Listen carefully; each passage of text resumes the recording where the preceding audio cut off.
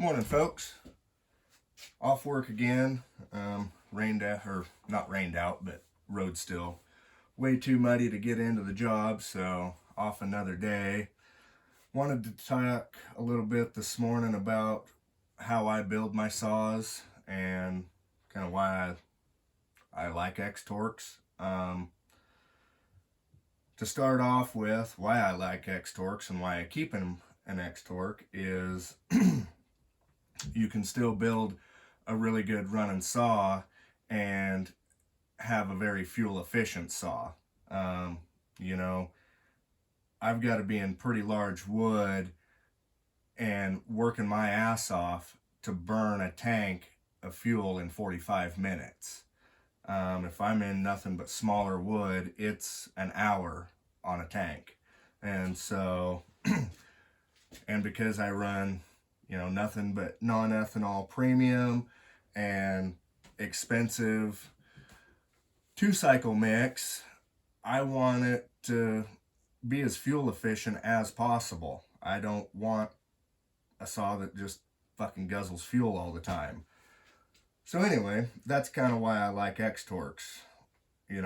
With what I do now, these saws will run right with a stock 390. And this saw right here, I've got a ported 390, just a very mild port that I did a few years ago. And this saw was only a couple seconds behind it. It was three seconds faster than a stock saw and about 2.5 to 3 seconds behind a ported 390. So, and I know that the saws that I build now will outrun this.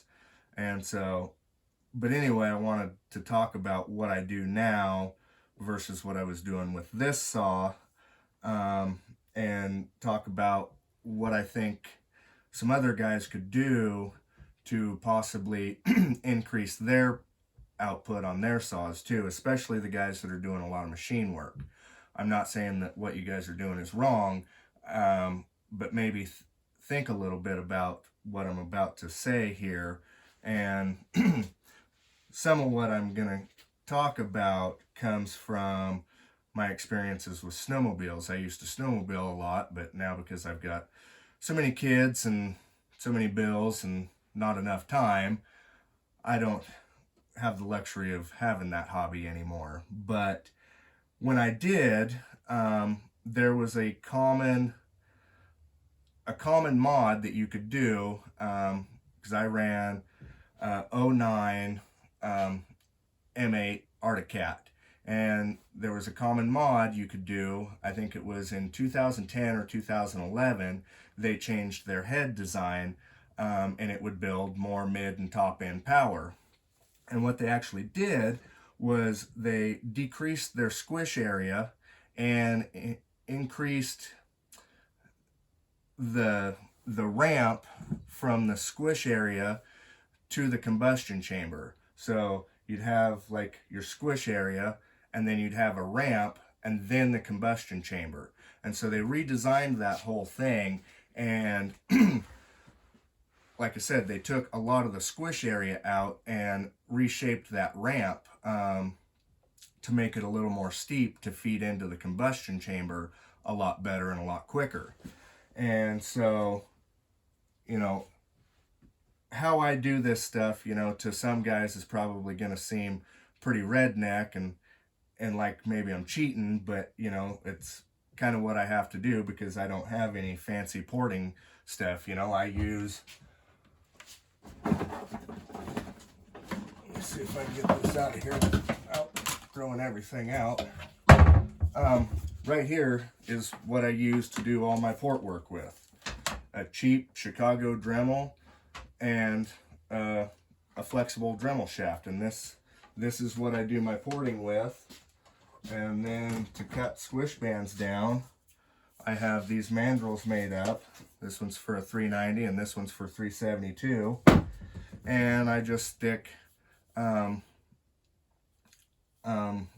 sanding paper on here, and I'll push it down and turn the cylinder, and that's how I cut my squish band. And then I've got a screwdriver that I can get right next to the rim, because you can't get quite to the sidewall of the cylinder with that. And so I take a screwdriver that I've got kind of sharpened up, and I'll scrape that little ridge that runs right along the outside of the combustion chamber, or the squish band area, actually, excuse me. But so I do a base gasket delete, and that usually will drop my cylinder about 17 thousandths, and then I can cut my squish down to where I get like 23 thousandths right at the edge, and I still end up having a little bit of a tapered squish band, which I don't mind, because these are tapered from the factory. You know, factory, you'll usually be somewhere right around 20 thousandths, right at the very edge of the squish area on the edge of the cylinder wall. There's like a little tiny ridge that runs all the way around that, and I essentially take that out and get it to where I like to see 23 thousandths minimum. Occasionally I'll settle for 22, but I really like to see 23. And why I like to see that much is so I believe anything under that, especially if you've got a real wide squish band, which you end up having if you take, 40, 50 thousandths out of the combustion chamber on the squish band, you end up widening your squish area. Well, if you're running at like 19, 20 thousandths of squish, you end up trapping a bunch of fuel and air in your squish area that doesn't get burned up until late in the cycle. And this information's out there. Like, trust me, it's out there. And so with 23, you get enough room there where that flame can get in and burn that air and fuel that's trapped in the squish area. So that's just something to think about. Like, if I was to, if I had a lathe and could do this all right, I would take and let me get you guys in here. See if we can see this here.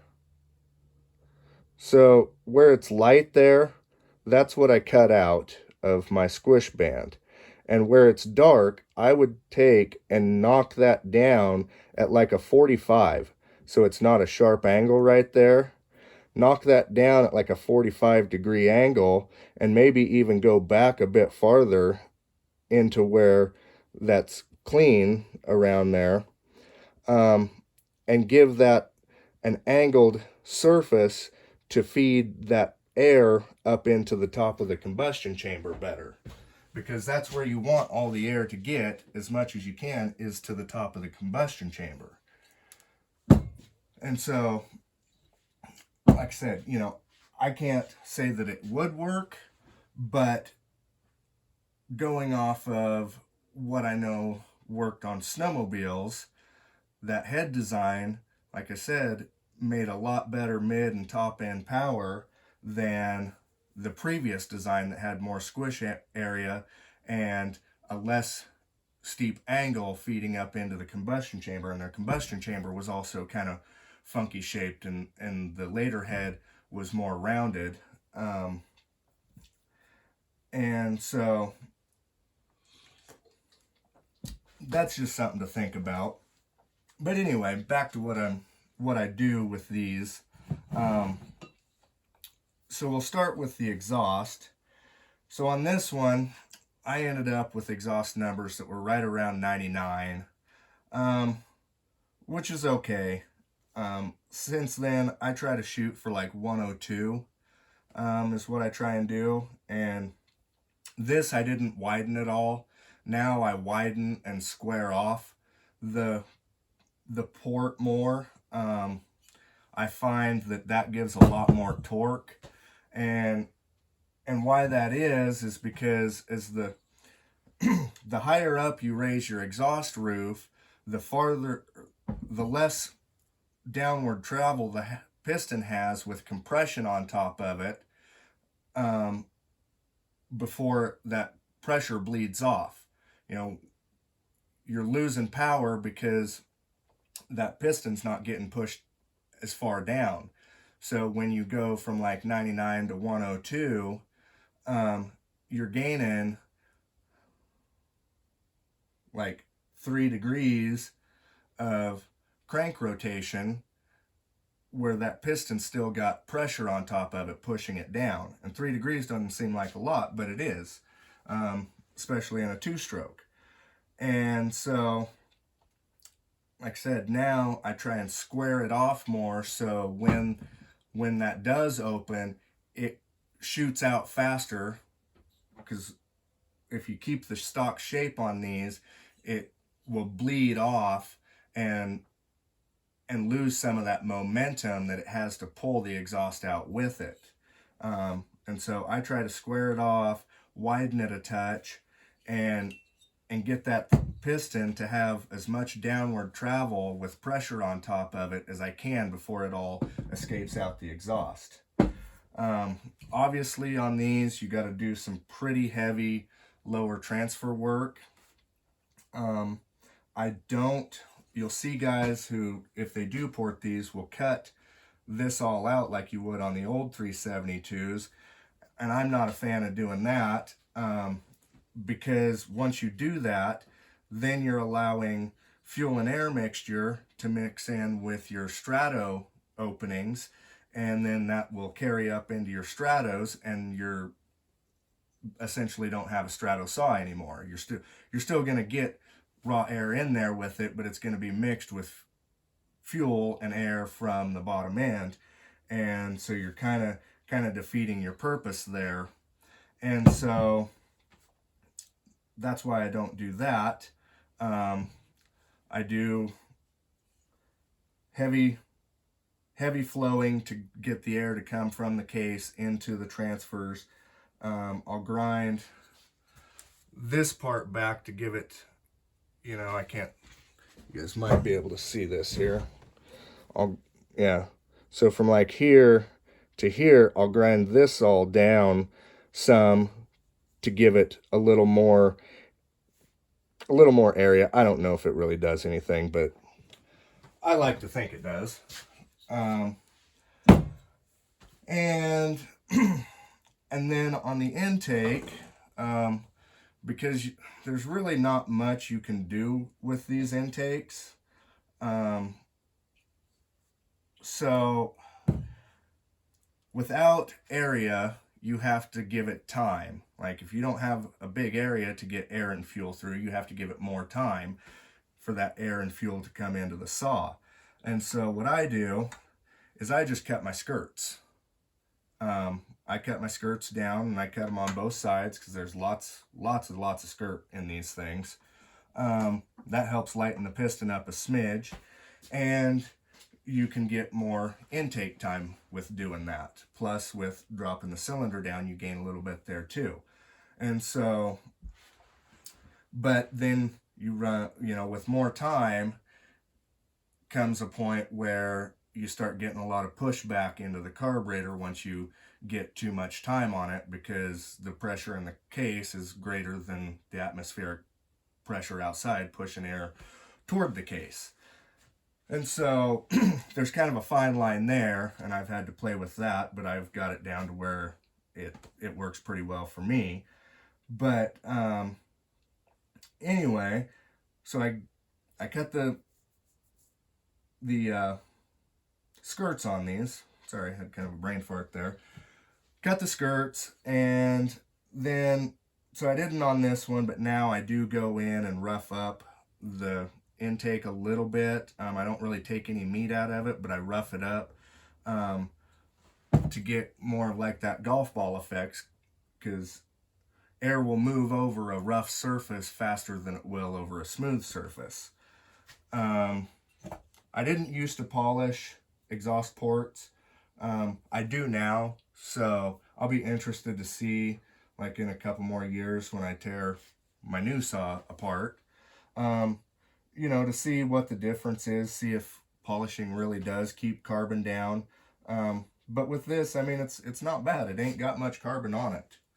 Um, you know, and the piston, you guys I think can see that. You know, I did nothing more than just wipe that off with a rag. I didn't even put brake clean or anything on it. I just wiped it off, and that's what the top of the piston looks like. So I'm a pretty big fan of Bel-Ray for that fact. You know, for the amount of time this thing's got on it, I'm thoroughly impressed. I got to figuring it up the other night, and I know for a solid fact that this thing has at least a year's worth of 5 hours a day, or 6 hours a day, 5 days a week on it.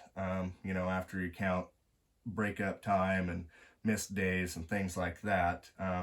In the 2.5 years or so that this saw was ran, I guarantee it's got a solid year of 6 hours a day, 5 days a week. And so that adds up to be like 1,440 hours or something like that. And so it's got a fucking pile of time on it. But, and then the other thing I do a triple port muffler. If I had a better light, I don't know what I did with my flashlight, but I'd show you inside this muffler and show you how clean it's just got a nice tan, beautiful color inside of it, but a nice triple port muffler on it. I believe that this does every bit as good as the crazy pipes you'll see out there and shit. If you really understand pipes and how they work and the differences between chainsaws and dirt bikes and snowmobiles and things like that, you'll understand why a pipe's really not gaining you what you think it is. Expansion pipes, especially on dirt bikes and snowmobiles and stuff, that's to give them a much broader power band. And a chainsaw, all we really care about is wide open throttle and what it'll do in the cut. You know, I don't care that this thing will sit there and rev 14,000, 14.5 on the bench. I don't care. I want to know what it's doing in the cut. I want it to hold that 85, 9,000, 9,500 RPM range where it's doing its work. You know, I want it to have the torque to stay there. And so that's what I do with my mufflers. And then on the intake side, I run these Redbeard saw adapters. And if I can find, yep, we got one right here. So here's a stock intake horn. And, you know, that air comes in and hits a wall right there. And it then has to turn and come this way. And air, like, think of it like blasting a hose against a wall. It comes in here and hits this, and it doesn't want to turn. It wants to blow, it wants to go every direction. And so this really, really inhibits throttle response. Because it's especially bad when you go from low velocity to high velocity really quickly. That air doesn't want to change direction until you get it revved up and in the RPMs, and then it creates like a siphon effect and will make that turn a little easier. But when you go from a dead stop, you know, idle to wide open, that's why these X-Torques get such a bad rap too, is they're super, super lazy stock form off idle. They just are. And getting the divider out in here helps a bunch with that. But with this, it's got a nice radius turn in here. See, we can see that. That's a nice radius turn. It doesn't have a wall in there. Okay, there we go. See, it directs that air to the carburetor better. So when you go from idle to wide open throttle, that air has a smooth transition into the carburetor. And so that's what I do there. It is worth the $50 for that. And anybody running a Husky, I would highly, highly recommend doing that. You know, the stock HD filters, they are a great filter, but, you know, that horn with a uni filter, cut the hole out of your, out of the top of your cover if you want to, or you can get a Redbeard saw filter that fits under the cover. I don't like them. I mean, I do, but the cover smashes the top of it down, so you're really just sucking from around the side. And so I just cut a hole in them in the top of the filter housing and go like a bat out of hell, and I haven't had problems with running it in the rain or anything like that.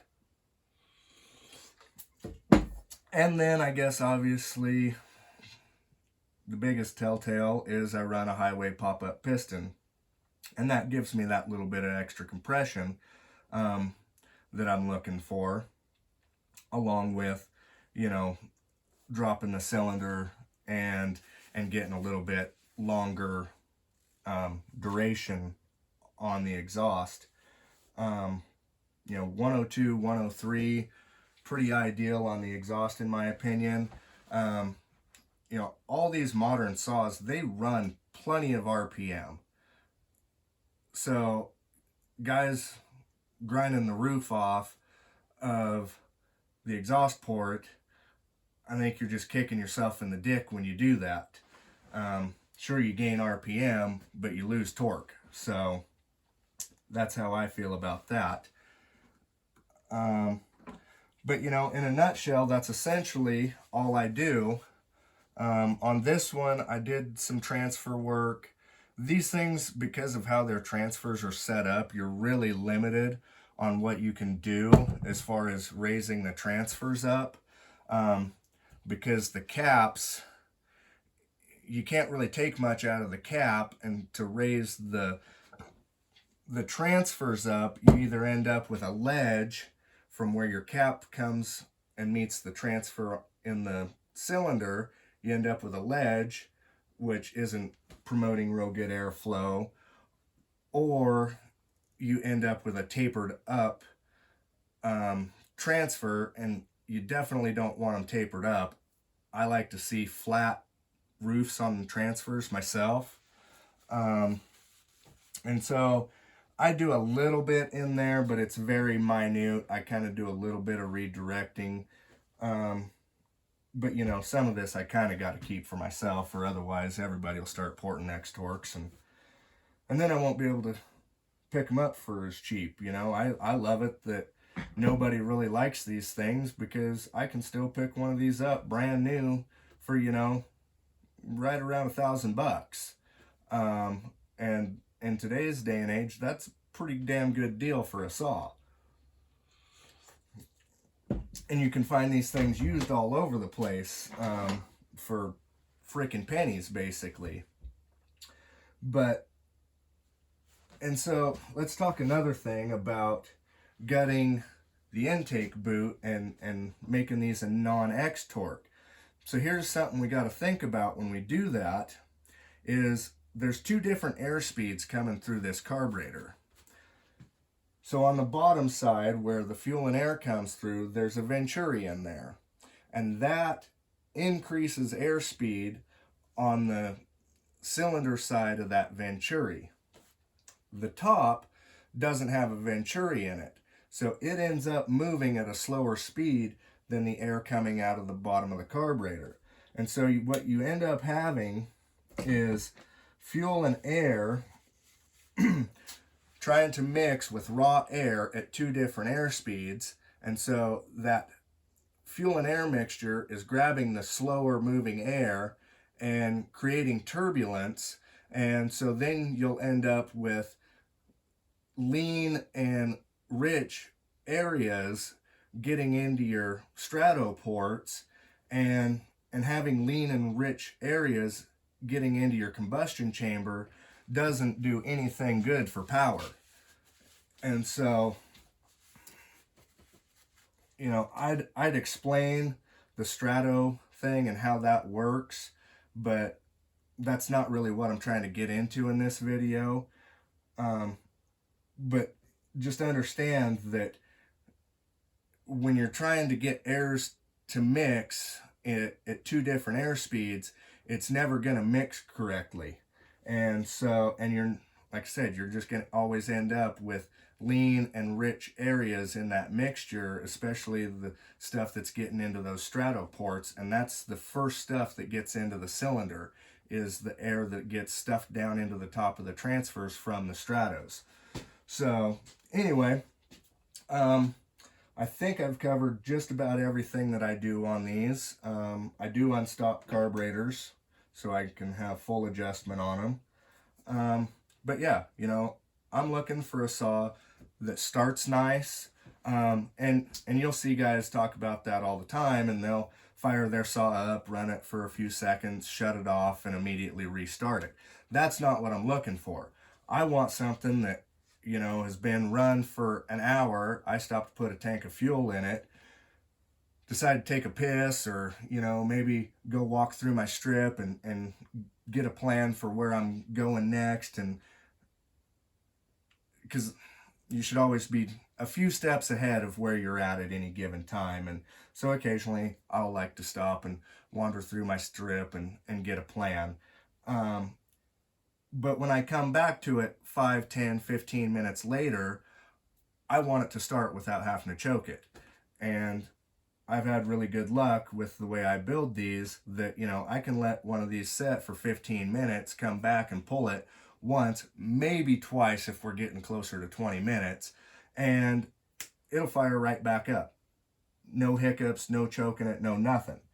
And so, and then I want a saw that has good throttle response. And with what I do, these things will light up just as fast as a stock 462. And those things are pretty damn crisp. And so, you know, I have no issues there. You know, something that idles well, tunes well, you know, all the same stuff that you'll hear other saw builders talk about, even though they don't ever take them out into the woods and cut with them for 6 hours at a time every day. So, you know, I know what I want in a saw because I run them all the time. But anyway, yeah, that's about enough of a rant on that. Thanks for tuning in. We'll catch you guys later.